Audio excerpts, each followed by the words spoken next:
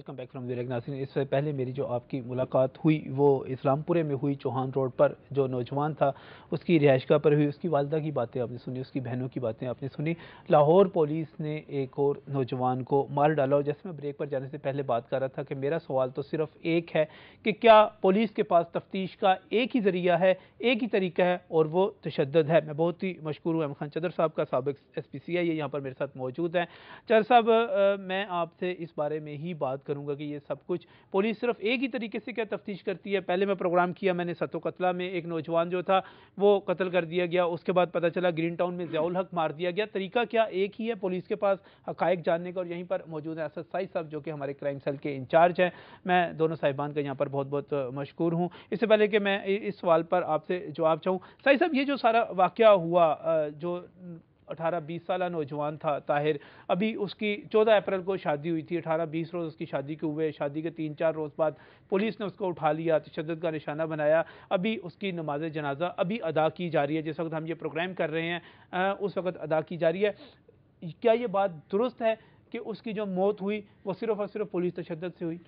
بسم اللہ الرحمن الرحیم. جی نجم صاحب دیکھیں, جو طاہر ندیم ہے, میں اگر اب اجازت دیں تھوڑی سی یہ بتا دوں کہ یہ اس کا والد جو ہے وہ پولیس میں انویسٹیگیشن جوہر ٹول میں تعینات ہے. جی.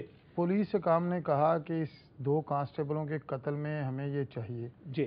اس نے خود جا کے S P city doctor Asif Shahzad کے پاس پیش کروایا.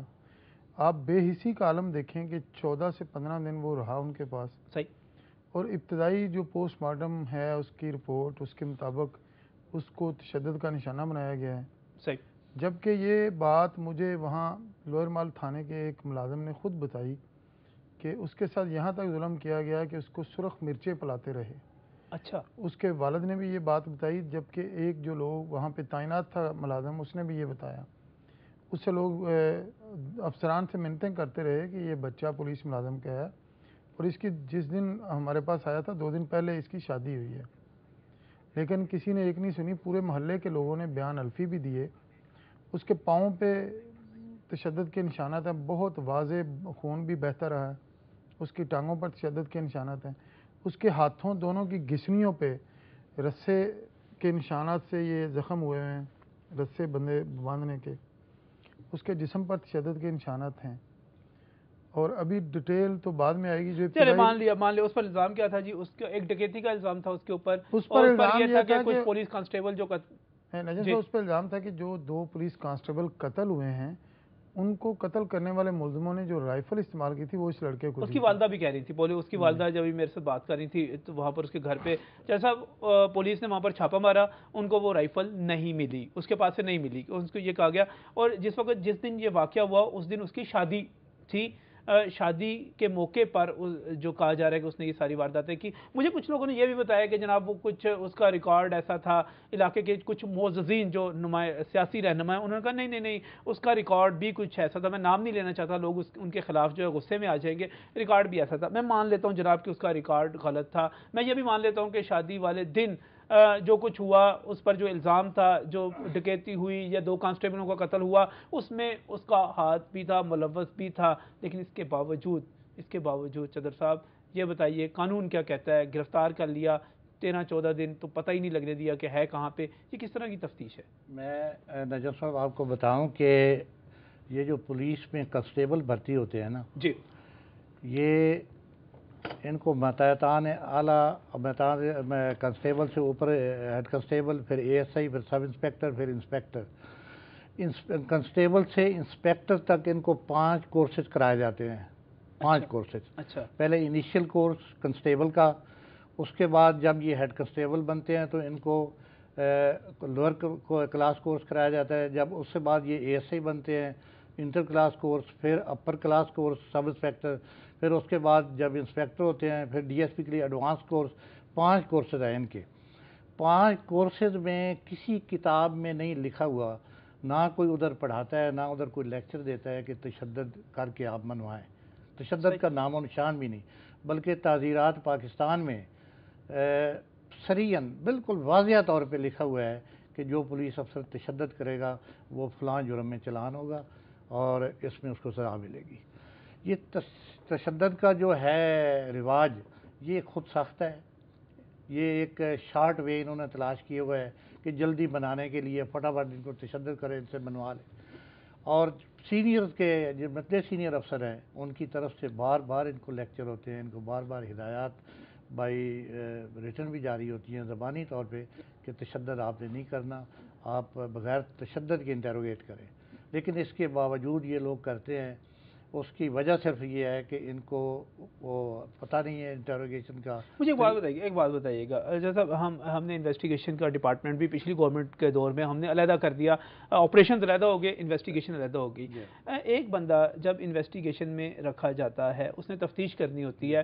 ہم بات کر رہے تھے ابھی شہباز شریف صاحب نے بھی کہا جی ہم جدید فورینسک لیب بنائیں گے، بڑی جدید سائنسی طریقوں پہ ہوگا. اس میں چھوٹی سی میں وضاحت کروں اگر اجازت دیں آپ.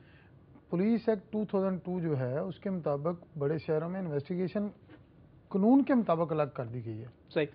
اس کیس میں جو سب سے بڑا خلا نظر آ رہا ہے، میں تو یہ کہوں گا کہ سوائے C C P O D I G operation Lahore کے، اس شہر میں موسٹلی افسر جو ہیں وہ انڈر 19 کے پلیئر ہیں. آپ یہ دیکھیں کہ جب وہ بچہ پیش ہوا جی تو اس کو انویسٹیگیشن کے حوالے کیوں نہیں کیا گیا. ابھی تک آپریشن اور انویسٹیگیشن کی لڑائی چل رہی ہے.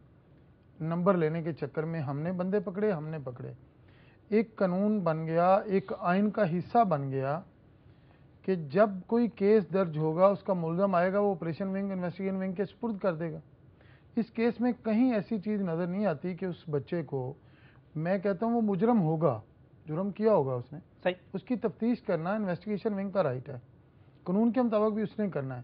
کہیں یہ نظر نہیں آتا. آپ دیکھیں پرچہ کس پہ ہوا ہے؟ ایس ایچ اوز پہ، 2 انسپیکٹرز پہ ہوا ہے، ایس ایچ او لوئر مال اور ایس ایچ او مصری شاہ. اب جس بندے کے سامنے پیش ہوا ہے کیا اس کو کسی نے پوچھا ہے کہ آپ کو بچہ دیا تھا؟ اس کے ایس پی کو دیا گیا تھا نا جی، اس کے والد نے خود پیش کیا ہے، ایس پی کے سامنے پیش کیا گیا تو تھا. کیا کسی نے باز پرس کی ہے؟ اتنا بڑا انسیڈنٹ ہوا ہے، شہر میں خوف و ہراس ہے. اس سے پہلے پچھلے ہفتے میں گرین ٹاؤن تھانے میں ضیاء اللہ نامی نوجوان، میں کہتا ہوں وہ کرمنل ہوں گے لیکن یہ کیا طریقہ ہے کہ آپ تشدد کریں، مار دیں اور اس کے بعد ورثہ کو بھی نہ بتائیں. آپ کو پتہ ہے کل یہ کتنی دیر بعد لاش ملی ہے؟ لاش ہی غائب کر دی گئی تھی. تو جب تک آپ ورکنگ پولیس کی جو ہے اس کو پراپر آئین کے مطابق نہیں کریں گے، انویسٹیگیشن ونگ ہی اسی لیے بنایا گیا ہے کہ وہ پراپر انویسٹیگیشن کرے.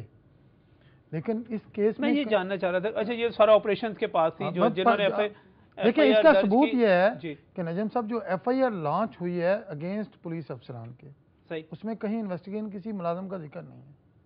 وہ ایس ایچ او لوئر مال ضابطے کی ایک اور خلاف ورزی سب سے بڑی، اور نہیں میں کہتا ہوں سب سے بڑی ہے. جب آپ پہلے جب بچہ پیش ہوا ہے اسی وقت سے آپ پولیس کے اپنے قانون کی خلاف ورزی کر رہے ہیں. آپ اس کو انویسٹیگیشن ونگ کے سپرد کرتے، وہ اس کو سالڈ طریقے سے دیکھتے، وہ ساری چیزیں شاید ظاہر وہ پہلی انویسٹیگیشن چل رہی ہوگی، اس کو لنک کرتے چیزوں کو. اگر وہ مجرم تھا تو اس کو جرم کی سزا ملتی، اگر وہ بے گناہ تھا جس طرح اس کے علاقے کے لوگوں نے ثبوت دیے، اگر وہ بے گناہ تھا تو وہ بے گناہ ہو جاتا. اس بچے آپ تصور نہیں کر سکتے کہ روزانہ تھانوں میں کتنے لوگ ہیں جو آپریشن ونگ کے پاس ہوتے ہیں. ہم درجنوں پریس کانفرنس کور کرتے ہیں، آپریشن ونگ نے گینگ پکڑ لیا، آپریشن ونگ نے گینگ بنا لیا.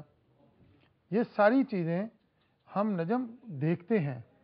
آپ نے قانون کو ہاتھ میں تو خود لے لیا جب آپ نے آپریشن ونگ کو جو ہے وہ انویسٹیگیشن ونگ کو بچہ سپرد نہیں کیا.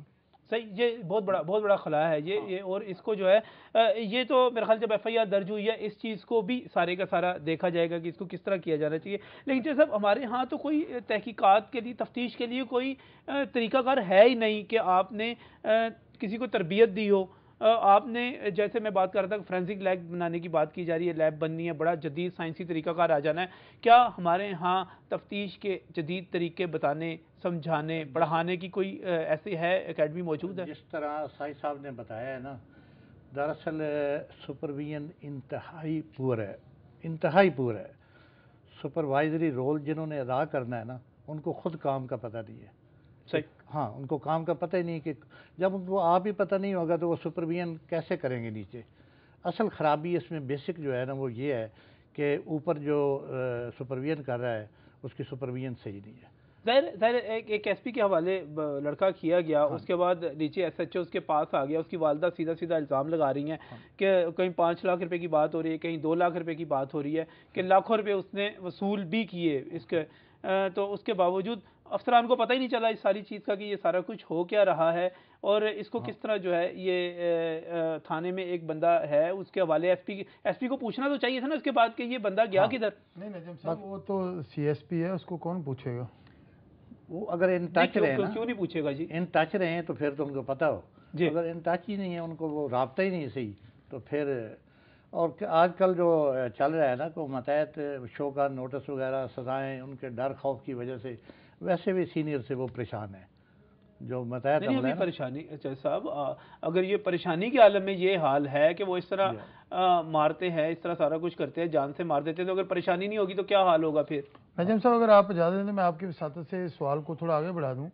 چدر صاحب آپ اس شہر میں ڈی ایس پی بھی رہے، ایس پی بھی رہے، اس وقت 4 ڈویژن ہوا کرتے تھے، تو اب تو ڈویژن بھی 6 ہیں، ایس پی جو ہے 12 جو ڈویژنوں میں تعینات ہیں، اس کے باوجود کیوں نہیں کنٹرول ہوتا؟ سپروائزری رول جو ہے ایس پی کا وہ پوری طرح اور یہ اسی میں میرا سوال بھی چندر صاحب سے یہ ہوگا کہ چندر صاحب آپ اپنے زمانے میں بڑے مشہور انویسٹیگیٹر رہے، آپ نے تفتیش کی، بڑے بڑے گینگ، وہ بڑا مشہور ہوا تھا ڈی سی انکم ٹیکس کا قتل جو ہوا تھا، بنگالی گینگ دلہنوں کو ریپ کر دیں، کیا آپ لوگوں کو پھینٹی لگاتے تھے، مارتے تھے، اس کے ذریعے مجرم پکڑتے تھے؟ نہیں، ان کو اصل جو واقعاتی شہادتیں ہوتی ہیں نا جی، یا مطلب ان کی انٹیروگیشن کا جو طریقہ ہوتا ہے اس پہ محنت کرنی پڑتی ہے کافی، مطلب پوری رات جاگنا پڑتا ہے ایک آدمی کی انٹیروگیشن کے لیے، آپ اس کو بھی جگائیں اور خود بھی جاگتے رہیں ساتھ، اس کے ساتھ باتیں کرتے رہیں اور حقائق کو نکالیں، حقائق کو نکالنے کے لیے وہ یقیناً وہ 10 گھنٹے 12 گھنٹے 15 گھنٹے کے بعد بریک ہو جائے گا.